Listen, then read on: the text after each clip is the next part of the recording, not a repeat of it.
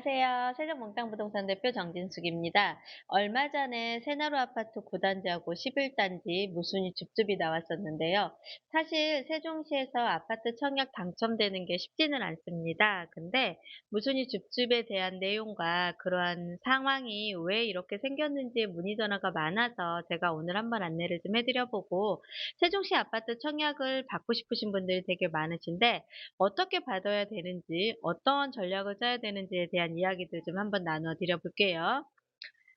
우선 무순위 줍줍이라는 거는요, 입주자 모집 공고 후 미계약이 됐거나 미분양 및 공급 질서 교란 행위 등으로 인해서 적발됐던 잔여 세대가 발생될 경우에는 무순위 사후 접수, 임의 공급, 계약 취소 주택 재공급의 방식으로 잔여 세대를 공급합니다. 그래서 아파트 입주한 지 2년이 지났는데도 그때 와서 청약 계약이 해지가 되고 그러고서 잔여 세대로 공급이 된 사후인데, 세 가지 조건이 있죠. 첫 번째 무순위 사후 접수는요, 최초 모집 공고 시 경쟁이 발생하여 당첨자 및 예비 입주자를 선정하였으나 부적격, 계약 포기 등의 잔여 물량이 발생할 경우는 주택형별로 판단을 해서 경쟁 발생 여부에 따라 주택형별로 판단을 해서 공급 세대 수보다 신청자 수 세대가 같거나 신청자 수가 많았을 경우에, 이랬을 경우에는 무순위 사후 접수로 들어가고요.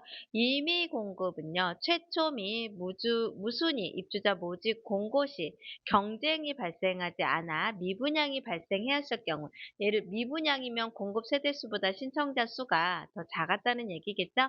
이랬을 경우에 공급 세대 수가 더 많게 남아있을 경우에는 임의 공급은 미분양 난 아파트라고 보시면 될 것 같고요. 계약 취소 주택 재공급, 이래서 공급 질서 교란 행위나 불법 전매 등 적발시로 인해서 계약이 해지된 세대에 발생된 경우에 규제 지역에서 공급하는 주택의 무순위 사후 접수, 두 번째 계약 취소 주택 재공급인 경우 한국부동산 청약홈에서 청약 접수 및 입주자 선정 의무로 해가지고서 진행이 되는 세 가지 세 가지 방식으로 공급이 됐는데요. 지난번에 새나루 마을 9단지와 11단지는 계약 취소 주택이었었죠. 계약 취소 주택이었다 보니까 어떠한 조건으로 계약이 됐는지 한번 안내해 드리겠습니다. 임의 공급인 경우는 사업 주체가 별도로 정하는 요건에 맞춰가지고 진행이 되는 거고요.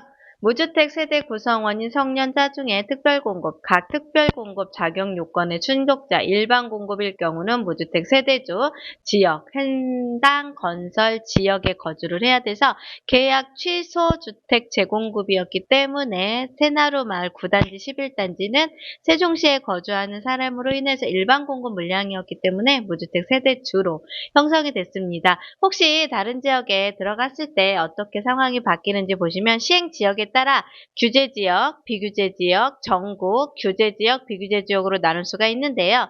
청약 접수 주체에 따라 규제 지역은 청약홈에서 의무적으로 진행이 되고요. 비규제 지역은 청약홈이나 사업 주체가 선택을 할 수가 있는 상황이 되고, 임의 공급도요, 똑같이 선택 사항인데 계약 취소 주택 재공급은 무조건 의무적으로, 규제라든가 비규제는 청약홈에서 의무적으로 청약을 받을 수 있는 접수 주체가 될 수밖에는 없고, 다 청약 통장 여부는 상관이 없고요. 재당첨 적용 여부도 굉장히 중요합니다. 이번에 지편동의 새나루 9단지, 11단지는 재당첨 적용 지역이었습니다. 자세히 보시면 계약 취소분이었죠. 계약 취소분은 재당첨의 제한에 청첨이 되시고 나면 청약 재당첨 제한에 적용되기 때문에 세종시에서 조만간에 오생할 걸 분양할 것들을 접수를 못 받는 상태였다고 보시면 되고, 재당첨 제한 적용 여부가 규제 지역일 경우는 거의 다 적용이 다 됐었어요. 그리고 비규제 지역일 경우는 분양가 상한제나 주택 등인 경우는 적용이 되는데, 세종시는 분양가 상한제였고 비규제 지역에 들어가다 보니까 적용이 됐었던 상황이었다고 보시면 되고요. 유주택자나 세대원이 포함이 되는지도 질문이 많았습니다. 규제 지역에 무순위 사후 접수는 공공주택을 제외하고는 청약이 가능합니다. 유주택자, 세대원도 포함해서 청약이 가능했는데, 비규제 지역은 공공주택을 제외하고도 청약이 가능했고, 임의 공급 또한 무조건 가능했고, 규제일 경우에는 계약 취소 재공급은 안 됐고요. 비규제일 경우도 유주택자가 안 됐습니다. 그래서 새나루 아파트가 공급이 될 때는 무주택 세대주의 세종시 거주자의, 그 다음에 성년자, 그렇게 진행이 됐던 거, 세대주로 진행이 됐던 게 다시 한번 기억이 나실 겁니다. 재당첨 제한 보시면은요, 규제 지역에서는 재당첨 제한을 받고 있는 자는 청약이 불가능했지만 비규제 지역일 경우는 무순위 사후 접수는 가능하고요. 임의 공급도 가능한데 계약 취소분 재공급 주택에서 재당첨 제한자가 청약이 불가하는데 재당첨 제한 한자가 본인과 그 배우 세대에 한정이 되고 세대원일 경우는 가능하고요. 비규제 지역도 청약이 가능했습니다.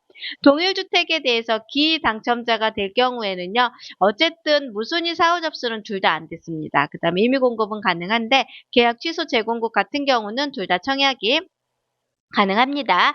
부적격 당첨자는요, 일반적인 무순위 사후 접수와 제약 취소분에 대해서 부적격이 났기 때문에 다 안 되고요. 임의 공급만 가능하고 공급 질서 교란을 가지고 계셨던 분도 똑같이 부적격과 공급 질서에는요, 무순위 사후 접수와 계약 취소 주택 재공급이 전부가 다 안 됐습니다. 이번에 지편동의 새나루 11단지와 9단지 청약 경쟁률입니다. 74 93.00A 타입의 한 세대가 배정이 됐었는데 일반 공급 신청자가 1878명이 접수를 했고요. 새나루 9단지 84.89 C타입 한 세대 배정이 됐을 때 4,746세대가 공급이 됐습니다. 지금 보시면 한 6,000세대가 넘게 지금 공급이 됐는데요. 지금 현재 세종시에 거주하면서 무주택 세대주인 사람이 기본적으로 6,000세대를 갖고 계신 분들이 많다는 거거든요. 그만큼 청약을 내가 보려고 하시는 분들, 청약통장을 기준으로 봤을 때 청약통장 가입 조건도 갖춰지면서 무주택이면서 세대주이면서 세종시 거주하시는 분들을 기본적으로 6,000세대가 훨씬 넘을 거고요.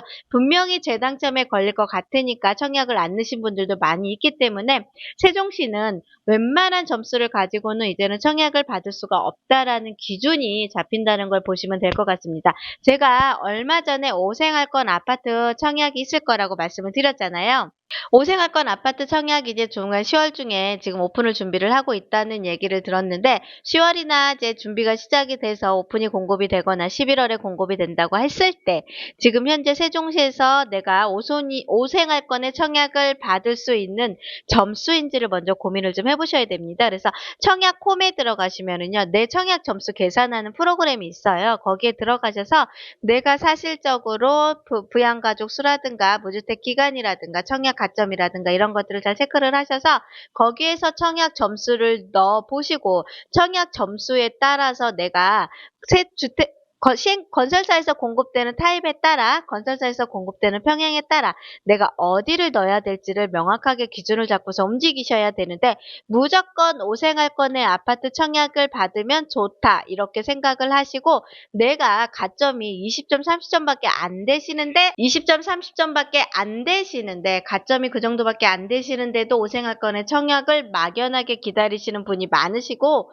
제가 상담을 하다 보니까 그런 분들이 많으세요. 그래서 세종시에서 아파트 청약에 당첨이 되시려고 하시면 기본적으로 50점 이상이 되시는 상태, 지금 현재 이번에 오생활권 분양하는 것들은요, 저는 60점 이상도 보고 있거든요. 그래서 내가 청약홈에 들어가서 점수가 몇 점인지를 첫 번째로 검토를 해보셔야 되는 게 첫 번째 하셔야 될 이유시고요. 두 번째가요, 내가 얘를 청약을 받았을 때 물론 1년이 지나면 전매가 풀릴 수도 있어요. 그러면 전매 제한에 전매가 해제가 되기 때문에 분양권으로도 명의를 넘겨받으실 수가 있으면 계약금을 내가 넣을 수 있는 상황이 되는지도 좀 검토를 해보시면 되고요. 잔금 같은 경우는 임대료라든가 이런 걸로 받아서 정리가 어느 정도는 될 수 있으니까 잔금 걱정이나 잔금 여부는 문의하실 필요는 없고 중도금 대출이 아마 후불제로 진행이 될 겁니다. 중도금 대출 같은 경우는 신용상의 문제가 있을 수도 있고 소득 여부도 만드셔야 되기 때문에 지금부터 내가 소득이 없는 무주택자라면 임의적인 소득이라도 만드시는 준비를 좀 짜셔야 되고요. 내가 소득을 만들 수 있는 직장인으로 갈 수 없는 상황이거나 아르바이트나 일반적인 공급 금액 어쨌든 고정적인 수입이 들어오는 기간을 최소 6개월에서 3개월 사이까지는 만들어 놓으셔야 됩니다. 그래서 그렇게 만들어 놓은 상태가 돼야 중도금 대출이 진행이 될 겁니다. 그리고 청약이 딱 당첨이 되셨는데 중도금 대출이 안 되거나 하실 경우도 있으실 거예요. 그럴 때는 어떠한 방법을 적용을 하시면 되냐면요. 부부간에는 증여가 가능합니다. 전매 기간 1년 이내에도 1년 이내에도 전매가 가능하니까 그때 분양권을 공동 명의로 바꾸시고 신용이 좋으신 분 앞으로 주채무자로 해가지고서는 중도금 대출 실행을 하셔도 되거든요. 이렇게 신용이라든가 내가 중도금 대출 실행하시는 거에 대해 고민이셨던 분이시라 하시면은요. 이러한 방법으로도 청약을 받으실 수 있는 것도 하나들 알려드리는 팁이고요.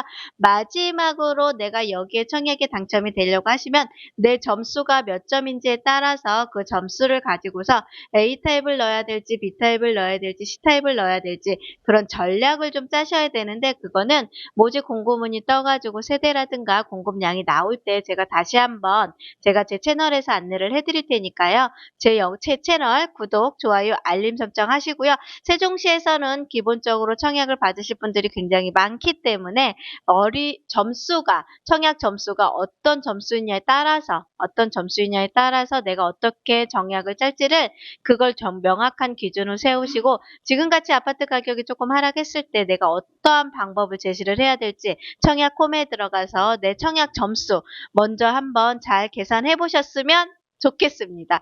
오늘은 제가 그 새나루마을 아파트 11단지 9단지의 신청자 현황도 좀 안내를 해드렸고 세종시에서 아파트 청약을 받을 수 있는 방법에 대한 이야기들을 좀 해드렸으니까요. 앞으로 세종시에서 청약이 일어나거나 기타 지역에 좋은 브랜드, 좋은 입지, 아파트 청약이 금액이 올라갈 수 있겠다 판단되는 아파트들 있으면 제가 잘 안내를 해드릴 테니까 제 채널 구독, 좋아요, 알림 설정해 주시면 좋겠습니다. 즐겁고 편안한 시간 되십시오. 감사합니다. 세종몽땅부동산의 정진숙이었습니다.